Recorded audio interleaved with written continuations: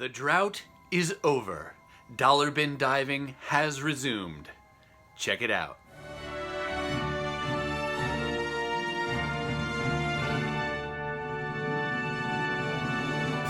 Hi everyone, and welcome to my channel. My name is Chris, and this is Northgarden Comics. You know, like many of you, I've been chomping at the bit to get back out into the wild and do some comic book hunting. And I had my first opportunity just this last holiday weekend to do just that. I want to say a special thank you to the guys over at Most Wanted Comics. They're a local vendor here in the Twin Cities. They have an eBay store, they host a handful of free shows throughout the year, they attend many other shows, and they put on what is my favorite, GarageCon. You know, a few times a year they'll open up one of their garages, load it with comic books, and then it's basically $1 a book. This weekend, though, what they did was something special. They opened up their warehouse, and you could sign up for an appointment, and you got a slot for an hour at a time, and one room was all dollar books, probably 50, 60 long boxes worth, and then the second room was $2 and then other priced as marked books, but I really wanted to hit those dollar books especially. So thank you to them for opening that up. Glad to have the opportunity to support you and to add a great number of books to my collection and to build out some runs a little bit further. So that's enough out of me. Let's get in and take a closer look at these books. All right, as we get going here, I want to start by saying I am primarily a run collector, and what I mean by that could be a few different things. Could be a title I'm trying to piece together, like the Uncanny X-Men Volume 1. Maybe it's a character I'm following. Maybe it's a creative team, or it could just be a story that I've heard good things about, and I want to piece those issues together. I like to find keys, just like many other people do, but at a dollar bin sale like this, you're not likely to find many, though sometimes you can get lucky, but primarily I was able to really be successful in piecing together and filling out a variety of these different kinds of runs I'm collecting. So, first book here you're seeing New Avengers number 52. It is a variant.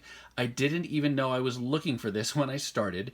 It is a cover by Chris Bachalo, and I knew he did a variant to number 54, but then looked in my CLZ app and saw that he also did variants to numbers 52 and 53, I believe. They didn't have 53 or 54, but they did have this number 52, so I grabbed that for sure. Another example of Chris Bachalo's art. He's one of the runs I'm trying to collect. All of the Chris Bachalo cover art, and I wouldn't say all, but many of his interior art I'd like to get as well. This is just a cover he did for Runaways. Shifting gears over here to The Amazing Spider-Man. These issues are from Volume 2 of ASM. I think I've said in previous videos, and sometimes mistakenly say I'm trying to put together the Straczynski run on ASM. That is a lofty goal and not one I am trying to attain. What I really mean is I'm trying to collect the Romita Jr. art from the Straczynski run. He did an earlier run in Amazing Spider-Man Volume 1, though I'm sure those are probably harder to get. These, though, I've been successful at piecing together several so far, and today I got number 56, or 497, depending if you're looking at the legacy numbering. 57. Then jumping to 505. There's Ezekiel on the cover there for 506. And 508. And then kind of fast forward, I liked the Civil War event series, and I wanted to follow up and get all of the tie-ins from Amazing Spider-Man, and I don't have any yet except for this one. So this is my first Amazing Spider-Man that was part of the Civil War story. Notice it says $5 on here, but this was an example of a book that, you know, normally they'd sell for $5. They were selling it for $1. All right, here we've got some Daredevil. On Daredevil Volume 2, that started out with Joe Quesada and Kevin Smith as the creative team there. Eventually shifted over to Brian Michael Bendis and Alex Maleev. I think they started an issue or at least Bendis started around issue 16. I don't know if Maleev was the artist at that time, but went all the way to issue number 81. And so that's a chunk of that volume I'm trying to put together. On this particular day, I just grabbed the last 4 issues in that run. Sometimes I like to build it out from both ends. It's kind of a freaky cover there. But the story of the Murdoch Papers, got issue 78. 79, 80, and 81. So now I think I've got just the chunk in the middle that I'm trying to build out. I am a big Mutant fan and love just about all things X-Men related. Excalibur, this was the title that I was collecting in the first volume. My first number one in any X-Men book was Excalibur number one back in, what was that, 87, 88? Maybe it was 89, but late 80s. And I am now trying to complete that run, since at that time as a kid I only had the first, probably 20 or so issues, and just grabbed a couple copies. I usually try to hold out for really good condition copies on these two because they're very common. You don't have to spend a lot of money on the Excalibur book, so I wait till you get the nice white in the covers.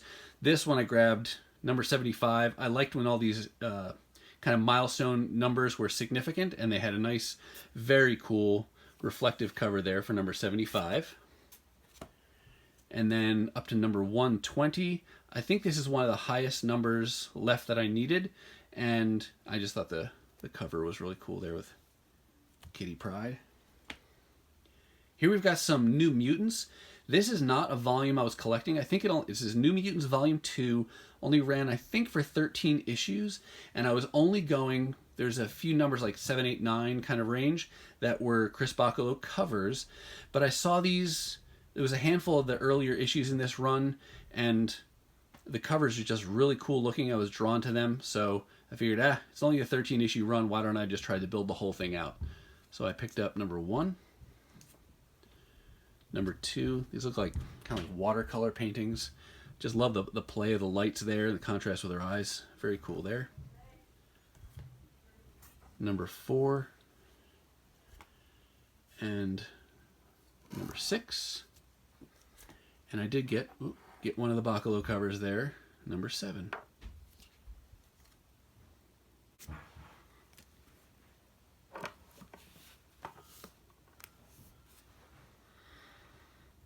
All right, here's a book, not hard to find, never expensive. It's Onslaught Epilogue, as you can see there. I had several pieces from the Onslaught story. Recently, I've actually just been reading the Heroes Reborn titles that I'll actually show in a upcoming video, and that's where they rebooted Captain America, Avengers, Fantastic Four, and Iron Man, and outsourced those to Jim Lee and Rob Liefeld, who were at the time at Image Comics, so big controversy there. But I've been reading those, and I figured, let me finish out the missing issues I have from the Onslaught story, so figured, what the heck, he had it, I picked it up. Secret Warriors 28, this is a run I got, not just because of the title, but because of the writer, Jonathan Hickman. When he started Fantastic Four, I don't know how many years ago that was, he went through Fantastic Four, FF, he did Secret Warriors, he did Avengers, he did New Avengers, and this all kind of plays into his long story form. And so I've been putting together the Secret Warriors volume. It ran for 28 issues. After this one now I only need number 27 to have that full run, and then I'll read that whole thing. Love the character Thor. Good example of me trying to build out some runs just based on character. I also love artist Olivier Coipel. This is not his art on here, but he does a lot of the art during this time for Thor. So I picked up a few more issues in these volumes. 604, 619.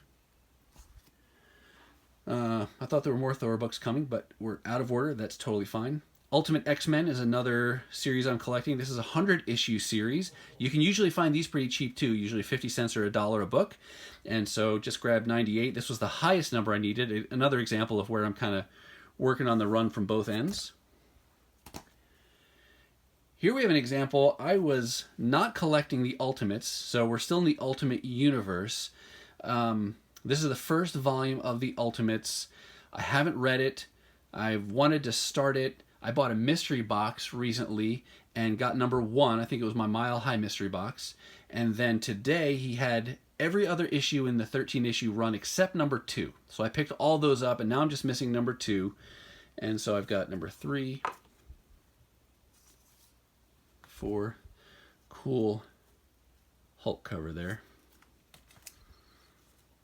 So looking forward to reading this. Again, that's an example. It's a story that seemed cool, creative team that's cool, and the title itself was only 13 issues, so pretty tempting to try to piece that together. Although I will say I don't love the Iron Man armor from the Ultimate Universe. And then... So, just holding out. I was really disappointed. I looked twice to see if he had number 2. He did not. Shifting back over to a mutant title, Uncanny X-Force. Another example, my wish list, maybe yours does too, it just continues to grow. I started just wanting the Dark Angel saga from this volume, which is in like the issues 12 to 17 kind of a range. And then as I saw covers, a lot of the covers are Esad Ribic, who I really like his art style, and then Opeña doing interiors, and Ribic doing other interiors, and then Remender is doing the writing. So, and I've heard good things about this volume, so long story short, I was sucked in by the creative team, and the characters are not too shabby either. So wanting to work on this whole volume of Uncanny X-Force, they had today number 1. I've only had the Dark Angel saga and number 2 up to this point, but I was able to pick up number 1. That's a cool cover. 3, 4, and 5. And then this is one... I was not reading this volume of Spider-Man. This is what is it, the last ongoing run of Spider-Man with Miles Morales. I grabbed this only because it was a Jim Lee cover. I like Jim Lee, and I like Kitty Pryde. So grab that variant. That was his like trading card variant. Here's another seemingly random book, Exiles number 6. This was from the first volume of Exiles. I got this because I like Blink, I like Cannonball, and it was just cool art on the cover. I'm a sucker for goggles when it comes to Cannonball, and I really liked Blink in Age of Apocalypse. Here was the other Thor book I was thinking we would see earlier. Thor number 600, they had the standard Olivier Coipel cover, and then they had this variant that I thought was pretty cool, and it is a wraparound cover. So, again, for $1, when the cover price was $5, not too shabby. All right, that's going to do it for me, and that's going to wrap up this comic book adventure where essentially I was able to break my fast of not being able to get out and hunt for books for the last 2 months. I feel pretty good about what I found. I hope you liked some of the things you saw as well. If you like this kind of content, don't forget to do the YouTube thing, like, subscribe, leave me a comment, hit that notification bell if you want to know when I post new content. As always, thanks so much for watching, and I'll see you next time.